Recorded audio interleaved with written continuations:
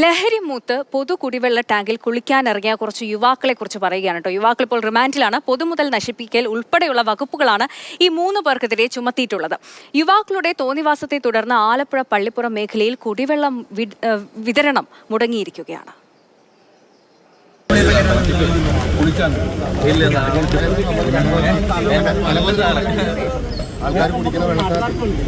Cherthala Pallippuram വെള്ളിമുറ്റത്തുള്ള Japan കുടിവെള്ള പദ്ധതിയുടെ കൂറ്റൻ വാട്ടർ ടാങ്കിൽ കഴിഞ്ഞ ശനിയാഴ്ചയാണ് 3 യുവാക്കൾ കുളിക്കാനിറങ്ങിയത്.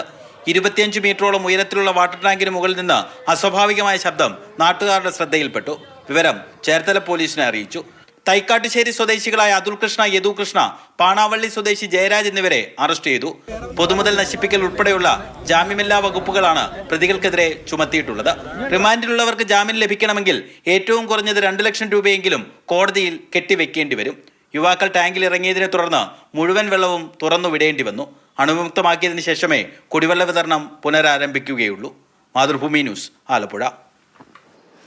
രഘുനാഥ് നാരായണൻ കൂടുതൽ വിവരങ്ങളുമായി ചേരുന്നുണ്ട്. രഘു, ലഹരി ഉപയോഗിച്ച് സ്വന്തം ആരോഗ്യവും നശിപ്പിക്കുന്നുണ്ട്, അതോടൊപ്പം തന്നെയാണ് പൊതുമുതൽ നശിപ്പിച്ച് പൊതുജനങ്ങളെ കൂടി ഇങ്ങനെ ബുദ്ധിമുട്ടിലാക്കുന്നത്. എന്തായാലും പോലീസ് പിടിച്ച് അകത്തിട്ടു. ഇത് കഴിഞ്ഞ് ശിക്ഷ കഴിഞ്ഞ് ഇറങ്ങുമ്പോഴെങ്കിലും നല്ല കുട്ടികളായിട്ട് ഇറങ്ങട്ടെ അല്ലേ?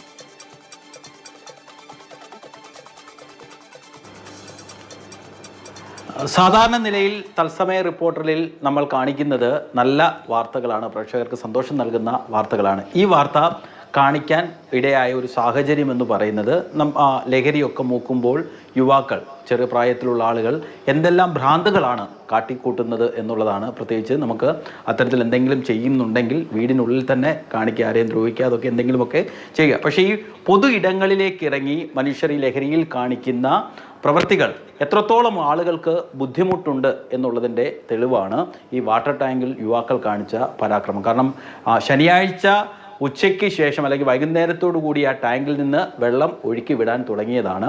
ഏകദേശം ഞായറാഴ്ച രാവിലെ ആയപ്പോഴാണ് തീർന്നത്. അത്രയും വലിയ ടാങ്ക് വൃത്തിയാക്കുക എന്നുള്ളത് എത്രത്തോളം ശ്രമകരമായ ജോലിയാണെന്ന് നമുക്ക് ഊഹിക്കാവുന്നതേ ഉള്ളൂ. ഇത്ര ദിവസവും, അതായത് 2 ദിവസത്തോളമാണ് ഒരു പഞ്ചായത്തിലെ മുഴുവൻ ജനങ്ങൾക്കും കുടിവെള്ളം നിഷേധിക്കപ്പെട്ടത്. നോക്കുക, എന്തെല്ലാം മാർഗങ്ങളുണ്ട്. മുങ്ങിക്കുളിക്കണമെന്ന് ആഗ്രഹമുണ്ടെങ്കിൽ പ്രത്യേകിച്ച് പാണാവള്ളി അല്ലെങ്കിൽ ആ ചേർത്തല പോലെയുള്ള സ്ഥലങ്ങളിലൊക്കെ ധാരാളമല്ല കായലുണ്ട്.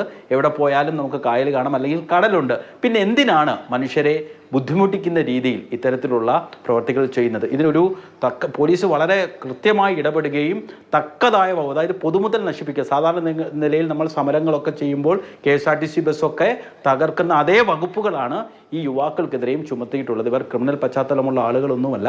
പക്ഷേ ഒരു മുൻകരുതൽ, ഒരു ജാഗ്രത എല്ലാവരും പാലിക്കണം.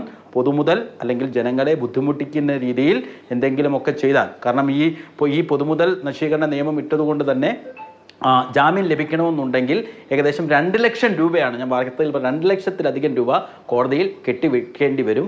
അത്തരത്തിൽ നിയമങ്ങളൊക്കെ കർശനമാണ്. പ്രത്യേകിച്ച് പൊതുമുതലൊക്കെ നശിപ്പിക്കുമ്പോൾ ലഹരി മൂക്കുമ്പോൾ ആരെങ്കിലും എന്തെങ്കിലുമൊക്കെ കുസൃതിത്തരം അല്ലെങ്കിൽ നശീകരണം തോന്നുന്നുണ്ടെങ്കിൽ ഇതൊക്കെ ഓർത്തു വെക്കുക.